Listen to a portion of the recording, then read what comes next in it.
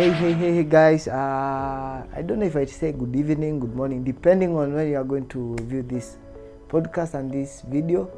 Welcome to the Minds Mapped podcast, where we are inspiring endlessly to lead fearlessly. This podcast is brought to you by Hilary Ndirangu Irongo. I am the only one. It is an amazing year. 2025 is when we have a lot of shift turning in leadership. And this podcast is all about leadership in all avenues of our lives, in all avenues of our social being. And to begin with, let's start to know the definition of what is to lead, what is leadership, and what is leading. So, I am excited. I'm really excited about this venture, and we are going to go straight in. So my small years of experience in terms of leadership, I was always asking myself, what is leadership? And I don't know if you ask yourself, what is leadership? But I think I'm not saying this is the only answer, but what I got is that leadership is the act of guiding and influencing people to achieve a common goal. It may be a goal, it may be a vision. And a wise man once told me that where there is no purpose, abuse is inevitable. Where there is no purpose, abuse is inevitable. So leading is an action of showing the way to others. In general, guiding and influencing others towards a common goal. It involves inspiring and not motivating alone, but it involves inspiring, encouraging, motivating, collaboration, and making sound decisions. Get me right, and I'm not attacking anyone. Sound decisions. So furthermore, we must, as a leader, we must pay close attention to their team members and provide guidance and support in areas where one's needs be. So if you ask yourself, are you a leader? Look on those avenues. Do you inspire? Do you motivate? Do you guide? Above all, do you support? And if you are guiding, are you guiding towards a common goal? Do the team members know? Do the members that you are leading, are your family members knowing that the vision and the goal you have for the family? So then, I'm going to ask you a rhetorical question. Who then is a leader? Who is a leader? And through history, we have had so many people that have claimed to be leaders. One of my favorite one is Miles Monroe. We have Barack Obama. We have had Uhuru Muigai Kenyatta, His Excellency. I've had a lot of people talking about His Excellency, the late Emilio Mwai Kibaki. But we have also had Mahatma Gandhi. We have had Gaddafi. So, in all avenues, who is your role model, and what qualifies you to call them a leader? So as a leader, you do more than lead people. That's what I've learned myself in the avenues that I've led, in the leadership in church, in the community, in church where I work. What I've come to understand is that we should be guided by the right motivation and always aim at making a positive impact to the people that you lead, the people that surround the people you lead, and every person that you interact with. Do you leave a positive impact in their lives? Do you guide them towards a goal, a vision, and not a goal that is selfish, but a goal that is beneficial to everyone?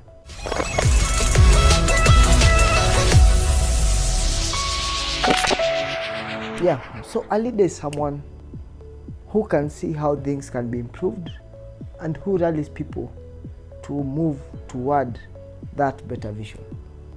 Are you selfish that you want things to go your own way, or are you selfless that you want things to go to a better vision that you have seen for yourself and for the whole team as a whole? Leaders, one thing about leadership, you cannot lead someone to a place where you have not been there. So as a leader, your aim is to always continue growing every single day. It might be reading books. For those that are in the faith-based, it might be reading the Bible. And actually, that has helped me a lot. Read the stories of people in the Bible. David, we have Moses, We have Jesus himself, the great teacher. Read books about Miles Monroe. There's Brian Tracy. There's the Maxwell podcast. We have a lot and a ton of avenues where we can learn about leadership. And let me tell you what, in this podcast, we are going to invite some people who have been so good in the leadership. There are people who lead even in the East and Central Africa companies that are my close friends. And let me tell you, I learn a lot from them. And one thing that I've come to know is that they always put their people first than them, because their vision is not theirs, but for other people.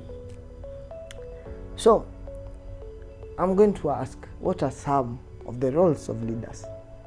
Is it just to give orders? Is it just to be better than the other people? Is it just about a title? And one thing, I love a book by Robin Sharma.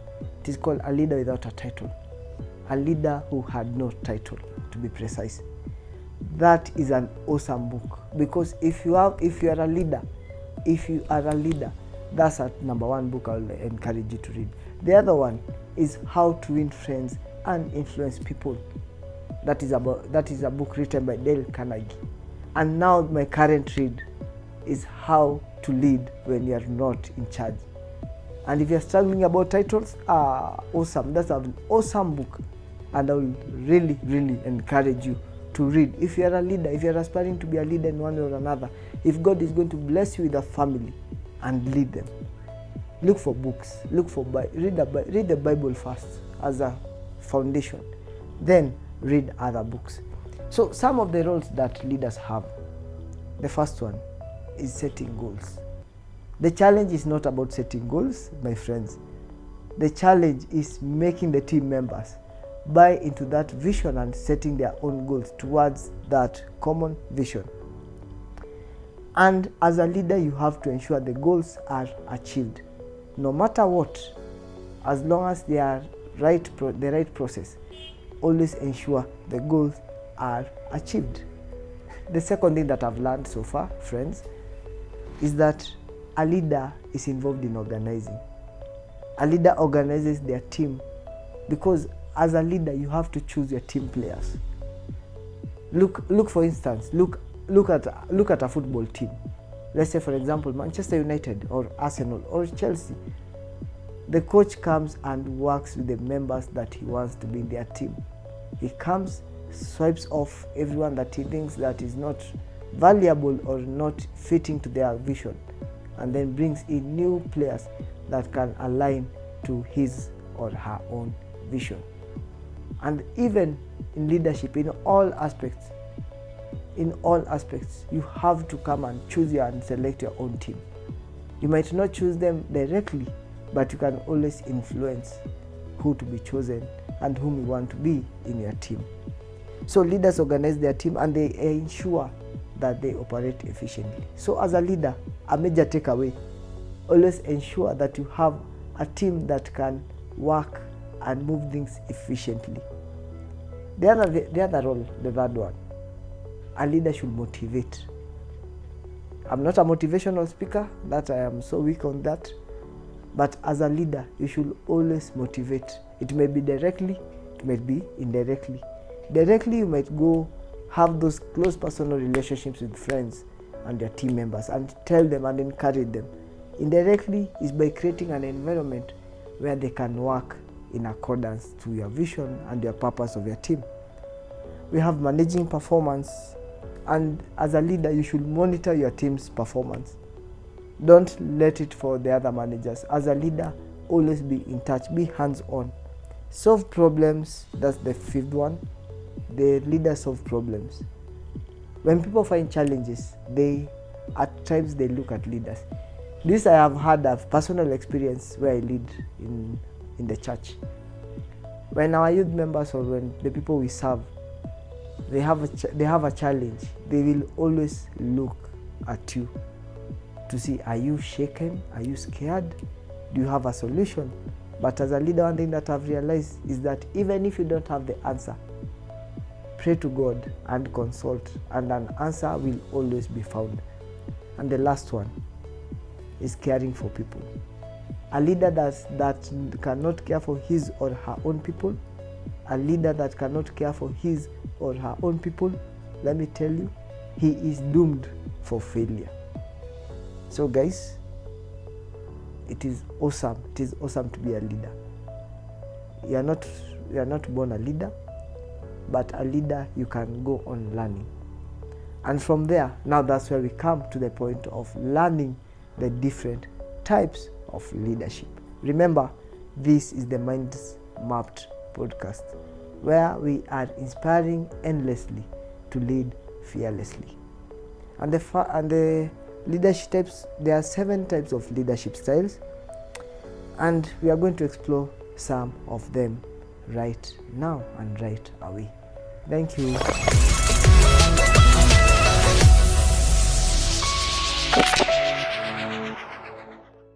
So guys, we have the type of leadership, and I'm just going to list them first, and then you are going to go deep into them.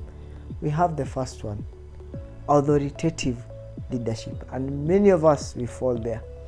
Authoritative leadership, we have the laissez-faire leadership, we have the participatory leadership, we have the servant leadership, we have the participative leadership, we have the autocratic leadership, and finally we have the transactional leadership. So the first one, authoritative leadership, what is it characterized by? This is characterized by a very strong and a decisive leader who takes charge and provides clear expectations for their team members. And I'm not saying that the others don't do that. It's just this style is different. They are authoritative and they are decisive in everything that they do. So this style offers a lot of advantages. It includes clarity, where someone is authoritative, where somebody is decisive. There's always clarity and direction, because they set clear expectations and they make sure that everyone understands their roles and responsibilities, thus and hence reducing and minimizing confusion. Additionally, their leadership style, it allows for efficient decision making, because as the leader takes charge and makes decisions based on the expertise and knowledge. However, every good thing has a weakness.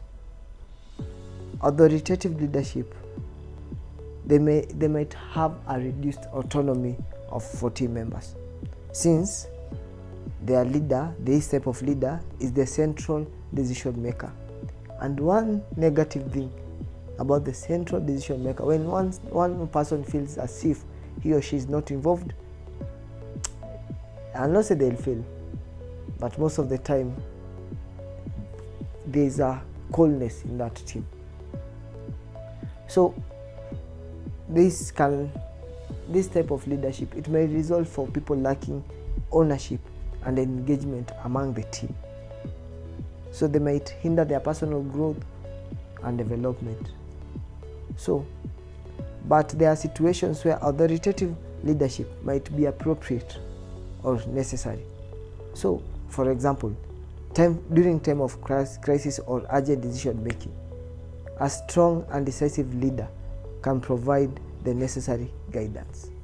Similarly, in industries or environments that require strict adherence, like for example the law enforcers, they need a very strong authoritative leader, because without that, compliance and risks will not be mitigated. The second one, we have the autocratic leadership. The autocratic leadership, and this is a leadership style where the leaders have complete control over decision making, and rarely they involve their team members in the decision making. An authoritative might consult. An autocratic, it is his way or the highway. I know most of the people understand that it is either his way or the highway. Sijui kama ni Thika Road or which highway, but it is his way or the highway. So the autocratic leader holds all the power and authority and making decisions their own judgment without seeking input from others. So with that, it has a lot of drawbacks. And one of them is the team members don't have time, and they have the limited access of passing out their information, their ideas, and even their own growth and development as the team members. Members might feel not valued, members might feel not appreciated, and members might feel that their ideas are not one. So, and all of these things, it will lead to people feeling less motivated. Whereas, as we saw in the authoritative leadership, there are situations where the autocratic leadership is required and is necessary. Remember, there's nothing that is completely bad. There's a good thing towards something, and there's a negative thing towards something, and even someone. So it is us knowing how to learn and coexist with each other.